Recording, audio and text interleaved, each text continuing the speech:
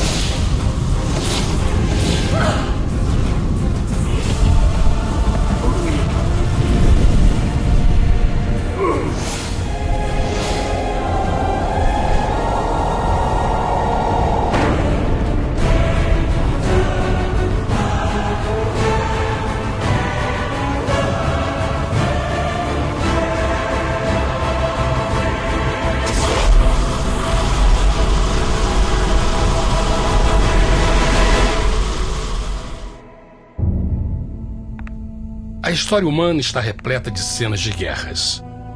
E todas as pessoas já experimentaram conflitos. Mas para entender a origem do mal, devemos viajar ao passado para a Primeira Guerra do Universo. Porque esta guerra não aconteceu na Terra. Antes que o nosso mundo existisse, houve uma guerra no céu. Mesmo as palavras guerra no céu soam como uma contradição.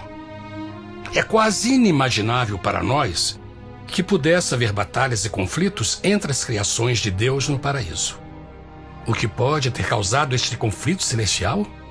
Graças a um livro antigo chamado Bíblia, temos detalhes suficientes para poder juntar as peças e desatar os nós. Mesmo que trágica, é uma extraordinária e bela história de amor que vai desde o princípio dos tempos até tocar pessoalmente a você, a mim e a cada indivíduo na Terra. Nossa história começa há muito tempo atrás na capital do universo. Em um lugar chamado Céu, que estava repleto de seres angelicais que amavam fazer a vontade de Deus.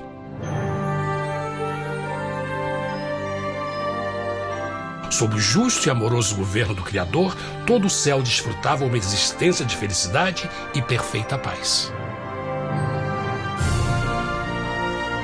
O príncipe supremo do paraíso e comandante dos anjos era o poderoso e amoroso Filho de Deus, mais conhecido com o nome que adotou quando veio à Terra, Jesus. Ele tinha o mesmo propósito e pensamento com Deus, o Pai.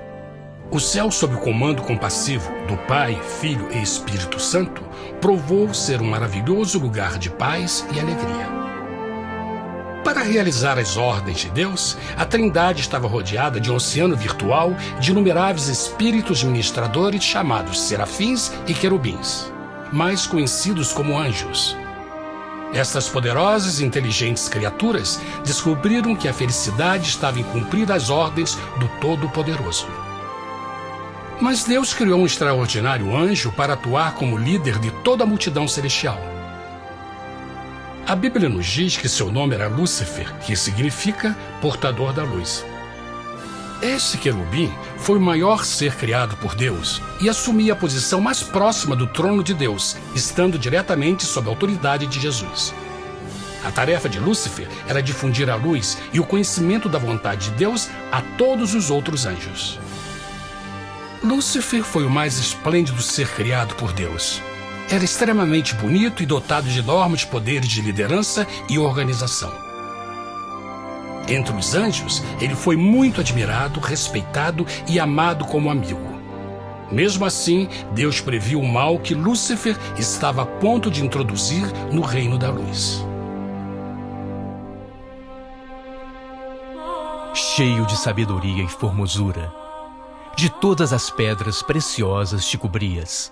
Tu eras o querubim, ungido para cobrir, e te estabeleci. No monte santo de Deus estavas. No meio das pedras afogueadas andavas. Perfeito eras nos teus caminhos, desde o dia em que foste criado, até que se achou iniquidade em ti. Quando Lúcifer percebeu a sua beleza e poder, seu coração pouco a pouco começou a mudar. Permitiu que seu enfoque se afastasse de Deus e direcionou seu amor para si mesmo. Talvez nunca saberemos completamente como e porquê estas sementes de rebelião germinaram em seu coração. Mas o profeta Isaías nos dá uma visão do pensamento de Lúcifer. Como caíste desde o céu, ó estrela da manhã, filha da alva! Como foste cortado por terra, tu que debilitavas as nações! E tu dizias no teu coração: eu subirei ao céu, acima das estrelas de Deus exaltarei o meu trono. Subirei sobre as alturas das nuvens e serei semelhante ao Altíssimo. Lúcifer, aos poucos, começou a cobiçar o poder de Deus, mas não sua personalidade. Ao pensar em suas próprias habilidades e belezas extraordinárias, os perversos tentáculos do orgulho e vaidade congelaram sua mente. Este ressentimento e inveja fizeram com que ele violasse a lei sagrada de Deus e se rebelasse contra seu governo. Precisamos fazer uma pausa e esclarecer algo. Desde o princípio, Deus ordenou que as leis da física governassem o mundo material em que vivemos. Sem essas leis naturais, o universo seria um caos. Do mesmo modo, as leis morais de Deus sempre têm dado segurança e estabilidade ao cosmos. Alguns pensam que os 10 mandamentos não existiram, até que o Senhor os entregou a Moisés no Monte Sinai. Mas as Escrituras nos ensinam que os princípios das leis de Deus sempre existiram por toda a eternidade, pois são a base fundamental de seu reino de amor. Seguros todos os seus mandamentos, permanecem firmes para todo sempre e são feitos em verdade e retidão. Os 10 mandamentos são um resumo das características de um Deus de amor. Os primeiros 4 mandamentos descrevem quem é Deus, seu poder, seu território e autoridade. Os últimos 6 descrevem como é Deus, sua honestidade, sua pureza, sua fé. Todas estas coisas sempre foram verdade e sempre serão verdade. Agora, pela primeira vez na história da eternidade, Lúcifer começou a violar estes princípios perfeitos. Lúcifer sabia que se fosse compartilhar o poder e status de Deus, necessitaria de apoio. E deu início ao trabalho. Começou sorrateiramente a circular entre os outros anjos, plantando sementes de dúvida e descontentamento a respeito da liderança de Deus, ao mesmo tempo em que, sutilmente, revelava suas próprias virtudes. Ele insinuou que Deus abusava de seu poder divino e suas leis restringiam a verdadeira liberdade e felicidade de suas criaturas. Com seu raciocínio audaz e poder de influência, Lúcifer pôde persuadir a um grande número de anjos a se unirem para seu motim. Talvez se perguntem, como tantos anjos inteligentes puderam seguir esse desertor? Bom, lembrem que até esse ponto nenhum anjo tinha escutado uma mentira. E nesse primeiro estágio da rebelião, os anjos não perceberam a obsessão de Lúcifer em assumir a posição de Deus. Não sabiam que finalmente ele planejaria a tortura e o assassinato do Filho de Deus na cruz com a intenção de ocupar o seu trono. Estranhamente, Lúcifer pensou que poderia ocultar seus verdadeiros propósitos de Deus. Ai dos que querem esconder profundamente o seu propósito do Senhor e fazem as suas obras às escuras e dizem: quem nos vê e quem nos conhece? Não pense nem por um momento que a rebelião de Lúcifer surpreendeu Deus e o pegou desprevenido. O Senhor sabe de todas as coisas e os pensamentos de suas criaturas. Ele entendia exatamente o que estava se passando pela mente de Lúcifer.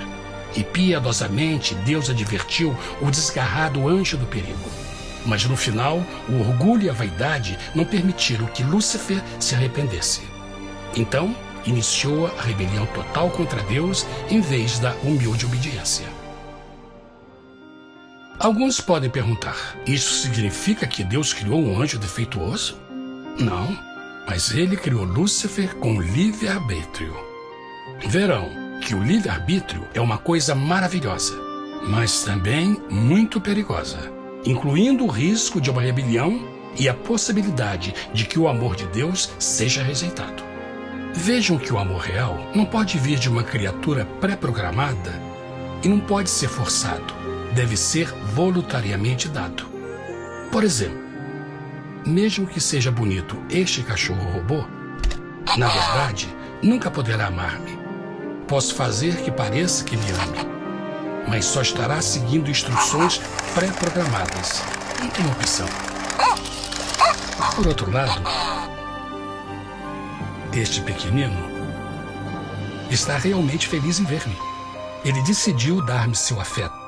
E com o tempo, nossa relação se fará mais forte, enquanto eu ame e cuide bem dele. Do mesmo modo, um Deus de amor só quer amor verdadeiro de suas criaturas. E para que isso aconteça, elas precisam ter o livre-arbítrio. A rebelião de Lúcifer é a maior evidência de que ele tinha esta liberdade. Agora, a grande pergunta é: como Deus enfrentaria esta crise? Como lidaria com Lúcifer e com os milhões de anjos que se uniram nessa rebelião? Muitos questionam: por que Deus não acabou imediatamente com a rebelião? Afinal, ele poderia facilmente vaporizar Lúcifer com um raio. Mas isto teria solucionado o problema? Não, pelo contrário. Isso só teria intensificado as dúvidas e suspeitas que Lúcifer havia plantado na mente dos anjos. Lembrem que Lúcifer sabia, como ninguém mais, da engrenagem interna do governo de Deus. Sua destruição seria vista como parte de uma grande armação, e a razão que o motivou a servir Deus teria sido o medo da represália e não o amor. O Senhor sabia, na sua sabedoria, que a melhor forma de enfrentar a crise era permitindo que tudo seguisse o seu curso. Esta seria a única forma de se assegurar que o mal não se ergueria outra vez. Deixai crescer ambos juntos até a ceifa. E por ocasião da ceifa, direi aos ceifeiros: colhei primeiro o joio e atai-o em molhos para o queimar, mas o trigo ajuntai-o no meu celeiro. Na parábola do joio e do trigo, Jesus descreve que um tempo de crescimento é necessário para que uma planta revele sua verdadeira natureza. No seu entendimento infinito, Deus sabia que com o tempo, o caráter real de Lúcifer seria exposto e que os amargos frutos de sua rebelião seriam vistos. Até agora, os cidadãos do universo não estavam familiarizados com o pecado e até onde os levaria. Mas isso mudaria quando eles vissem por si mesmos sua terrível natureza autodestrutiva. Afinal, a sabedoria e o amor do governo de Deus seria para sempre confirmado e o universo estaria seguro. Quando Lúcifer e seus seguidores revelaram abertamente sua rebelião, o Senhor soube que não haveria paz se permitisse que eles ficassem no céu. Deveria impor um limite, entrar em ação e enfrentar os rebeldes. Mas Lúcifer e seus seguidores nunca sairiam por vontade própria ou pacificamente. O passo seguinte foi a guerra. E houve batalha no céu. Miguel e os seus anjos batalhavam contra o dragão. E batalhavam o dragão e os seus anjos. Mas não prevaleceram, nem mais o seu lugar se achou nos céus.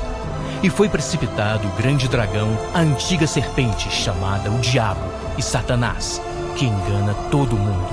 Ele foi precipitado na terra, e os seus anjos foram lançados com ele. A Bíblia não revela exatamente que tipo de armas foram usadas durante este conflito cósmico. Mas esta guerra foi como nenhuma guerra que os olhos mortais já viram.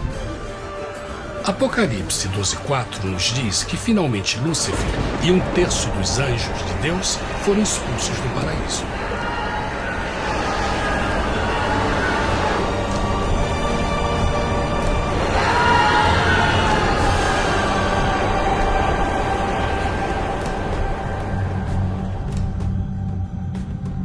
Mas e agora? Lúcifer tinha milhões de anjos ao seu lado, mas precisava de um pedaço de chão para continuar sua rebelião. Rápido, muito rápido, o universo começou a entender o quão doloroso e caro o pecado poderia chegar a ser. Mas a guerra não tinha terminado. Apenas começava. Lúcifer, o portador da luz, agora virou Satanás, o adversário.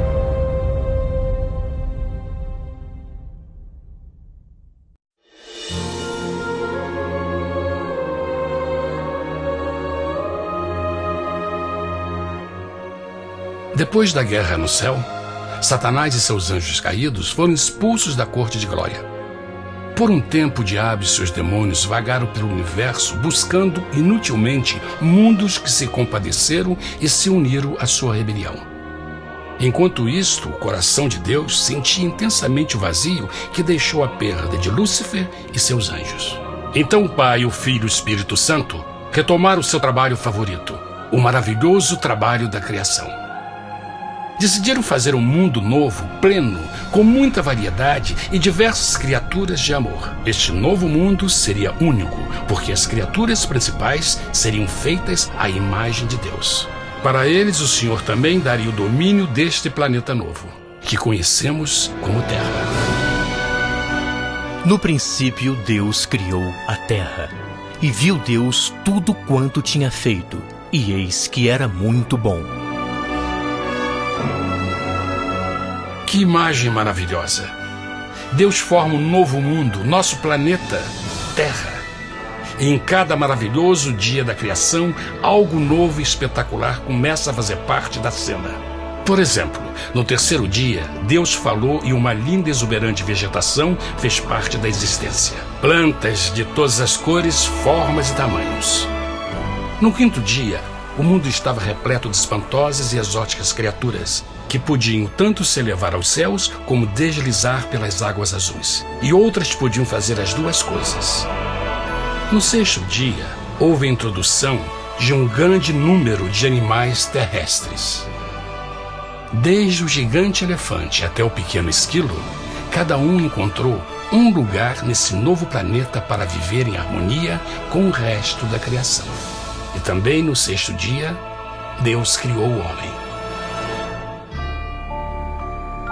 E disse Deus: façamos o homem à nossa imagem conforme a nossa semelhança. E formou o Senhor Deus o homem do pó da terra, e soprou em suas narinas o fôlego da vida, e o homem foi feito alma vivente. E plantou o Senhor Deus um jardim no Éden, do lado oriental, e pôs ali o homem que tinha formado.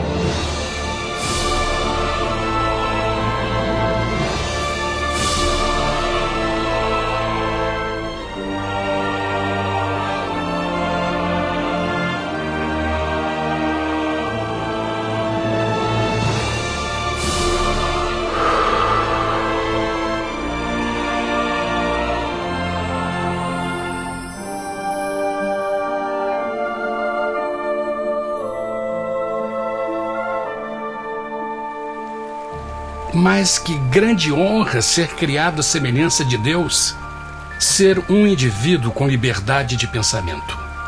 No princípio, o homem não percebia a sua nudez. Provavelmente porque antes do pecado ele estava vestido de glória e luz.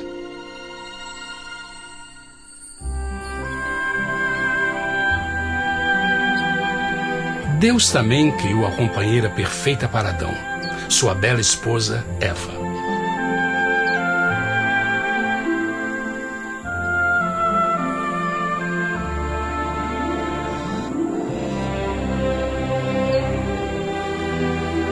O feliz casal foi colocado em um magnífico jardim perfeitamente projetado para aumentar sua felicidade. Para Adão e Eva e as outras criaturas da terra, também foi dado o privilégio divino de procriar a sua própria imagem. A intenção de Deus foi que a raça humana tivesse domínio sobre este paraíso perfeito para sempre. Eternamente felizes e saudáveis, trabalhariam com a flora do jardim de Deus, enquanto desfrutariam o afeto e companhia de todas as criaturas sob seus cuidados. O ambiente que nossos primeiros antepassados experimentaram foi muito diferente do mundo de hoje. As rosas não tinham espinhos, os insetos não mordiam nem picavam, e os leões e as ovelhas brincavam juntos. Mas a grande bênção era os humanos viverem em perfeita harmonia com seu Criador. A cada 7 dias, Adão e Eva descansavam de seu prazeroso trabalho e gozavam de uma comunhão com a visita de seu Criador. Era um mundo esplêndido e maravilhoso. E esse estado de felicidade teria continuado eternamente se nossos primeiros parentes tivessem mostrado fidelidade com uma simples prova. Mas da árvore do conhecimento do bem e do mal, dela não comerás, porque no dia em que dela comeres, certamente morrerás. Visto que o adversário havia contaminado o universo com sua rebelião, o Senhor viu a necessidade de uma simples prova de amor e lealdade.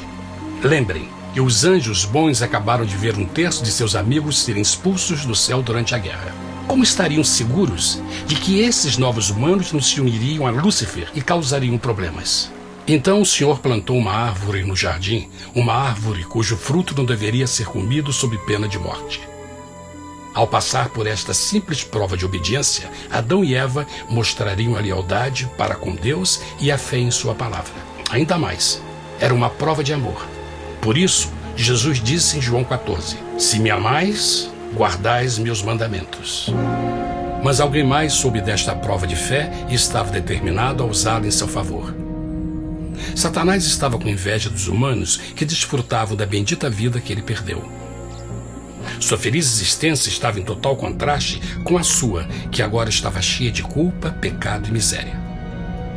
Com ressentimento e raiva, não estava disposto a deixar o casal em paz, pois o pecado sempre buscará arrastar a outros consigo.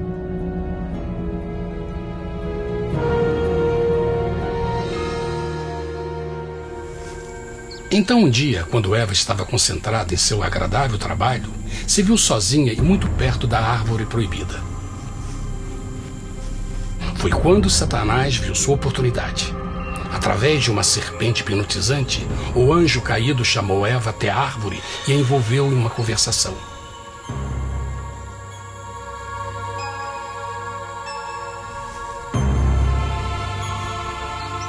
Suas palavras encantadoras foram cuidadosamente calculadas para gerar desconfiança a Deus.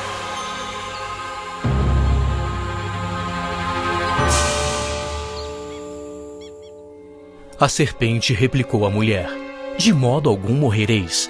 Deus sabe que no dia em que dele comerdes, vossos olhos se abrirão e sereis como Deus, conhecedores do bem e do mal." A mulher notou que a árvore era boa para comer, pois era atraente aos olhos e desejável para alcançar sabedoria. Colheu o seu fruto e comeu. Deu também ao seu marido, que comeu assim como ela. Tragicamente, quando Eva escutou a suave e sedutora voz do tentador, começou a ter certas dúvidas da palavra de Deus.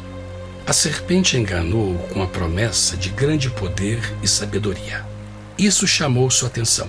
Além disso, aparentemente um fruto deu à serpente a habilidade de falar. Que outros poderes poderia dar a ela?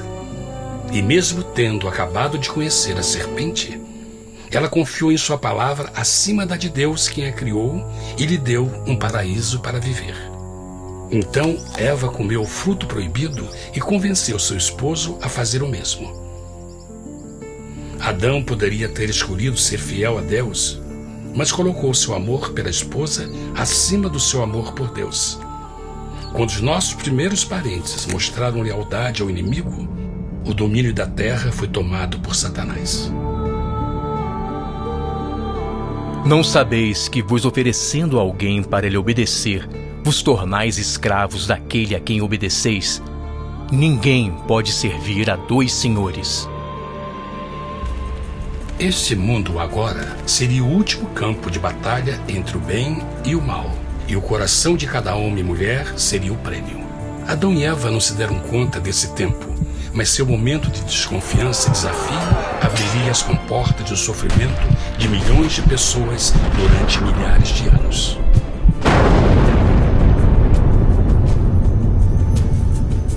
Portanto, como o pecado entrou no mundo por um homem, e por ele a morte, e assim a morte transmitiu-se a todos os homens naquele em quem todos pecaram.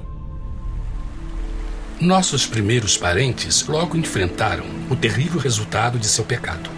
Em estado santo, Adão e Eva resplandeciam com túnicas de glória. Depois de pecarem, suas túnicas naturais de luz se desfizeram e eles ficaram mortificados com a sensação de sua nudez. Vergonha e temor tomaram lugar de sua alegria e paz e trataram de cobrir sua nudez com folhas. Agora eles se encontravam sob constante influência do diabo. Ao ceder à tentação, debilitaram sua natureza. E Satanás ganhou poder sobre a humanidade. As pessoas não podiam resistir às tentações do diabo com sua própria força. Por último, e o mais aterrador, se encontravam vivendo sob a pena de morte iminente. Deus havia advertido que a desobediência traria a morte.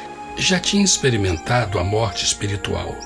Quanto tempo passaria para sofrerem a morte física também? Nesse ponto, seu futuro não tinha nada mais que escuridão e desespero. Tendo expulsado o homem, colocou diante do jardim do Éden os querubins com o cintilar da espada flamejante, para guardar o caminho da árvore da vida. Como o pecado provocou a expulsão dos anjos caídos de seu lar celestial, agora pela desobediência, Adão e Eva foram tirados de seu jardim, seu lar no paraíso.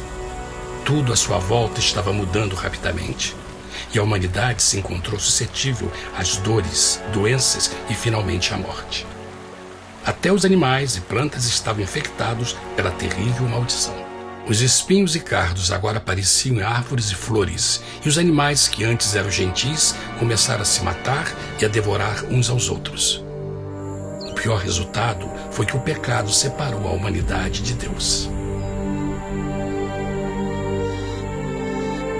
Mas vossas iniquidades cavaram um abismo entre vós e vosso Deus. São vossos pecados que ocultaram de vós sua face, para não vos escutar. Na criação, foram dados a Adão e Eva a honra de falar com os anjos, e até com o Filho de Deus cara a cara. Mas Deus é tão puro e santo que nenhum mal pode existir na sua presença. Agora que os primeiros humanos tinham pecado, Deus afastou sua santa presença deles para a sua própria proteção.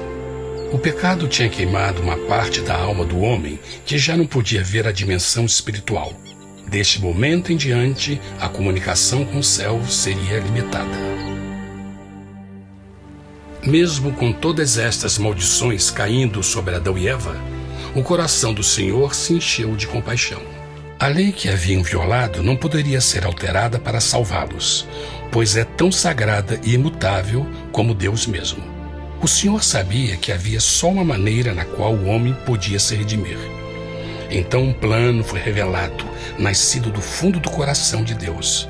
Um plano para salvar o homem de seu encontro com a morte eterna e restaurar tudo que estava perdido com o pecado. Seria de grande intensidade, alcance e poder. mas seria um plano que também implicaria num enorme sacrifício. O amor de Deus para conosco se manifestou por ter enviado ao mundo seu Filho unigênito, a fim de vivermos por ele. Nisso consiste o amor, não em termos nos amado a Deus, mas em ele nos ter amado e enviado seu Filho para se sacrificar por nossos pecados. As Escrituras claramente ensinam em Romanos 6:23, o custo do pecado é a morte. A lei violada demandava a vida do pecador e só tinha um em todo o universo qualificado como substituto da humanidade. O Criador só podia pagar a dívida de suas criaturas tomando seu lugar. Então Jesus Cristo, o Filho de Deus, concordou em deixar a pureza, glória e segurança do céu. Ele viria para morrer em nome do homem em seu malvado e renegado planeta. Ele nasceria como um inocente e indefeso bebê, suportaria uma vida de dor e vergonha e mesmo assim viveria uma perfeita e vitoriosa vida. Finalmente, ele teria uma morte humilhante para poder ser o substituto da humanidade caída. Por seu sacrifício, a humanidade incrivelmente receberia uma nova oportunidade de ter a vida eterna. Seu sangue seria o resgate para um mundo raptado por Satanás. Este maravilhoso plano de redenção foi graficamente ilustrado no sistema de sacrifício de animais ordenado por Deus depois da queda do homem. O Senhor tinha avisado Adão e Eva que iriam morrer no dia em que comessem do fruto proibido. E como que permaneceram vivos? A Bíblia nos diz que imediatamente depois do pecado, Deus providenciou roupas na forma de peles de animais. É bom notar que o Apocalipse se refere a Jesus Cristo como a ovelha que foi morta desde o princípio do mundo. Isto indica que uma ovelha foi sacrificada no mesmo dia para prevenir suas mortes imediatas. Pela fé, neste sacrifício, suas mortes foram simbolicamente transferidas deles para a criatura inocente. A ovelha certamente era a representação de Jesus. Assim, um raio de esperança foi dado em uma situação de escuridão e desespero. Através do arrependimento e a fé no sangue do Messias, qualquer humano poderia uma vez mais ser filho de Deus. Mas mesmo com este grande plano para a humanidade, Satanás ainda tinha o domínio da terra. E a vida na terra não estava fácil. No mundo haveis de ter aflição, mas coragem, pois eu venci o mundo. Naturalmente, muitos se perguntam, como um Deus amoroso e poderoso permite dores e sofrimentos no nosso mundo atual? Mas está claro desde o Gênesis que Deus nunca quis que nós tivéssemos o conhecimento da dor dessa vida. Quando o mundo saiu das mãos de Deus, a terra era um maravilhoso paraíso. Foi o pecado de Adão e Eva que deu a Satanás o direito de assumir o controle deste planeta.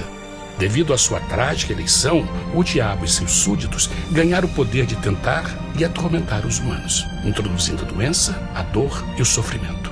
Talvez fosse melhor perguntar: por que Satanás não tem o controle total da humanidade? A resposta é Jesus Cristo.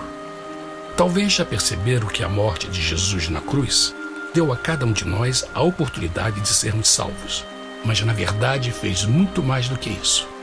Quando o Salvador ofereceu sua vida para redimir a terra, esse ato poria restrições ao controle de Satanás sobre a humanidade. Satanás não poderia forçar nossa vontade e seu poder de nos ferir seria limitado. O sacrifício de Cristo também nos trouxe um tempo de prova, durante o qual poderíamos ver a diferença entre o governo de Deus e o de Satanás, e então decidir a quem servir. Finalmente, pelo sacrifício que fez Jesus, o reino de Satanás chegará ao seu final, e um dia a terra será devolvida ao homem mais maravilhosa do que era no princípio. Mesmo Adão e Eva tendo começado suas vidas como exilados do paraíso, ainda tinham esperança. Deus providenciou peles de animais sacrificados para se cobrirem. Mas o mais importante, Ele prometeu o sangue do Cordeiro de Deus para pagar por seu pecado, se aceitassem Cristo e se arrependessem. Uma grande pergunta permanece: as pessoas aceitaria o grande presente de Deus? Como escaparemos se agora desprezarmos a mensagem tão sublime da salvação? A incrível história que acabaram de escutar é verdade e afeta vocês. Pois, pelo desejo de Satanás de ser Deus e a desconfiança e desobediência de Adão e Eva, todos nós nos encontramos em uma situação perigosa. De um lado, a humanidade foi grandemente favorecida por Deus com uma segunda chance de recuperar nosso lugar no Éden. Por outro lado, se nós desistirmos de aproveitar esta grande chance, nos tornaremos escravos de Satanás e finalmente seremos destruídos quando Deus limpar o universo do pecado. Amigos, não há melhor hora de fazer sua escolha por Jesus do que agora mesmo. Nenhum de nós sabe quanto tempo mais teremos que viver nesta terra. Jesus nos tem mostrado grande interesse no seu bem-estar e seu amor por vocês o levou a providenciar uma maneira de escaparmos de uma futura destruição. Ele quer que você o aceite e se arrependa de seus pecados. Através de Cristo, pode encontrar o perdão para tornar-se como Ele em caráter.